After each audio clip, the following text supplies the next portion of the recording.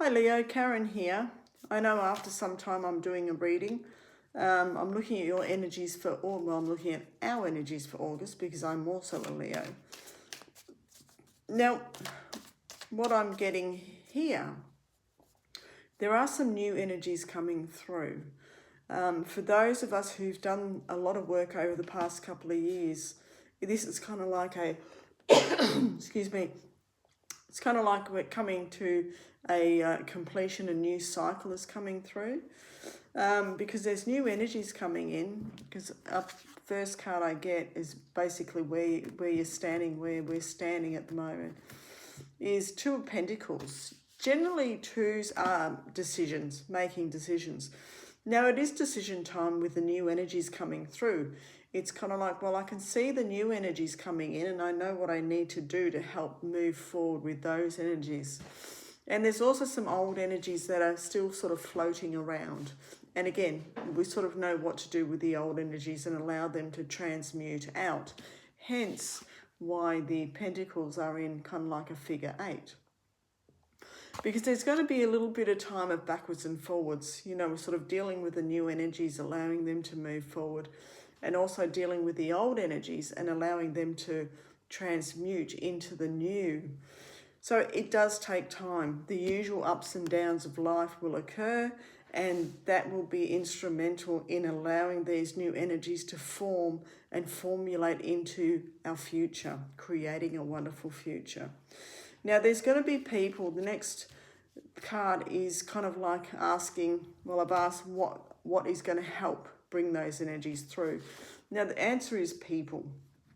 Now, the Two of Cups, generally, some people say it's a relationship card, not meaning it's a romantic relationship or anything like that, but it's to do with people, and it's having relations with people, whether it be conversation, whether it be sharing recipes, sharing ideas.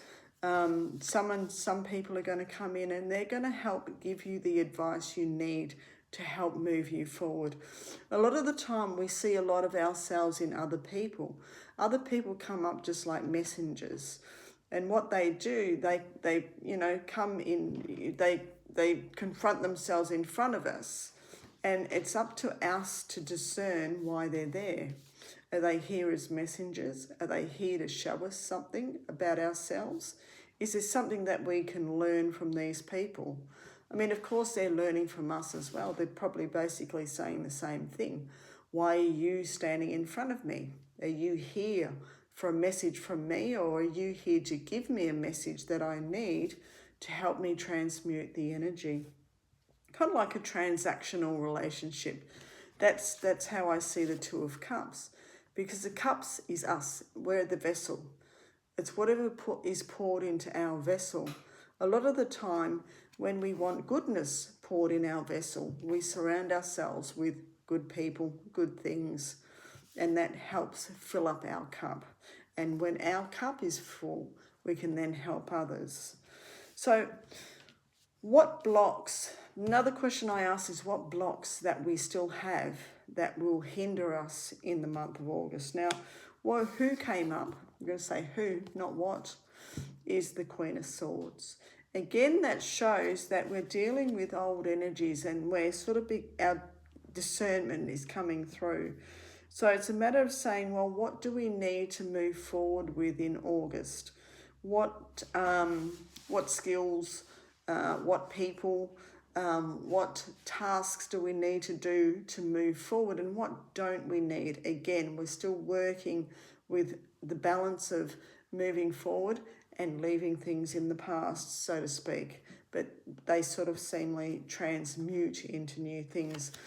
If you've noticed, sometimes if you're in a work situation or a social setting, some people will go out of that social setting and then new people will come in. That's a sign that you have transmuted some energy and new energies coming in, and you're allowing new things, new ideas to come into your being. So there is some still transformation to go through. I mean, we're always transmuting energy. We're always transforming. It's an endless cycle of transformation. So you can see that from the Queen of Swords with the the butterflies on her crown and also one in her chair. It's a chance to look at our inner self, our inner child, and see if we're fulfilling the ideas we had when we were children. I mean, a lot of us can't be princes or princesses. We can in our own way, be our own prince and princess or queen or king. But in the real world, you know, well, I say the real world, however you like to see it. I mean, it's not that we can walk up to people and say, "Hi, I'm princess, blah, blah."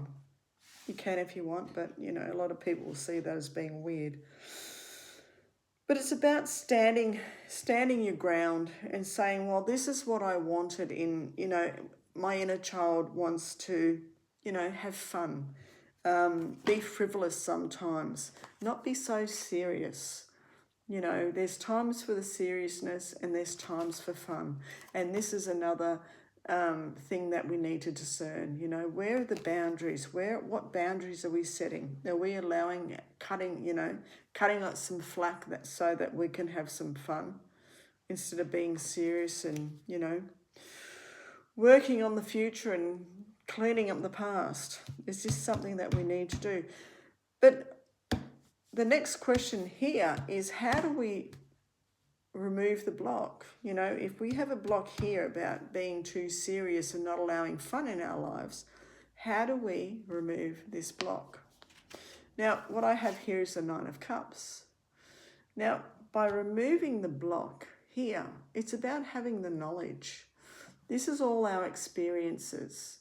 Now, all the experiences in our cup, you know, what we've been through, who we've spoken to, what English I have, who we've spoken to, what transactional, you know, messages have we got from other people that we've basically kept in a box back in our subconscious or in our mind somewhere. A lot of the time we hold those conversations in our mind so that we can pick at them later and think, aha, I remember what this person said to me. I can use that now. And I use it now to allow myself some freedom or to change something in my present, or, you know, what is going to be my immediate future. So it's sitting there, you know, feeling very satisfied that through all the experiences that you've had, all this knowledge, I was actually writing, you know, about it earlier, you know, these new cycles that we go through. And because we are, you know, multidimensional beings, we have, when there is a closure, we have another aspect of ourselves that comes up, which basically relates to the Nine of Cups. Nines are endings, but not the complete ending until we get to the 10. So there is an ending, there is a new part of you coming out of all this, all the new energies coming through. You can probably start to feel the shifts if you've been feeling tired all the time, or just wanting to sleep, or, you know, just feeling a little bit irritable, that you want to sort of, you know, shake yourself out of your body. You can feel the shifts happening, that transmutation occurring. Now, the total outcome, look at this, fantastic. The outcome from it all is that you remain balanced, and that pathway is there, you know, as we look from the Queen of Swords, who was looking at the inner child, what the inner child wanted, a pathway to the future. Now, if we remain in balance, you know, again, it's about balance. The Two of Pentacles, trying to keep in balance with the new energies, and alchemizing. I'm getting there. My mouth is talking faster than what my messages are coming down. Alchemizing the energies that are around us and the energies that are coming in from August.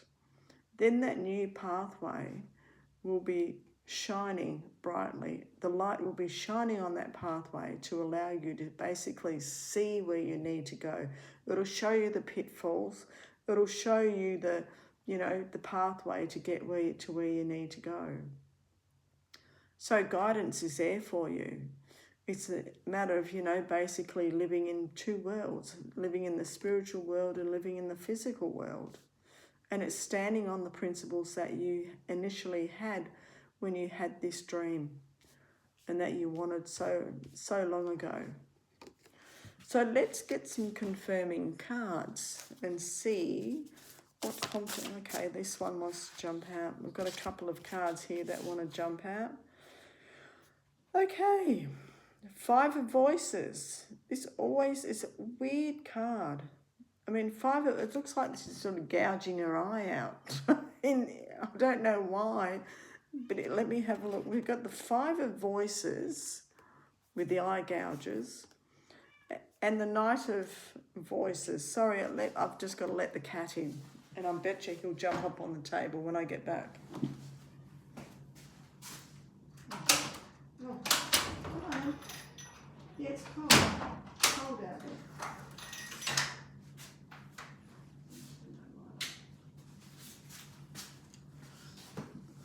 Well, he jumped up on another table. Thankfully not this one.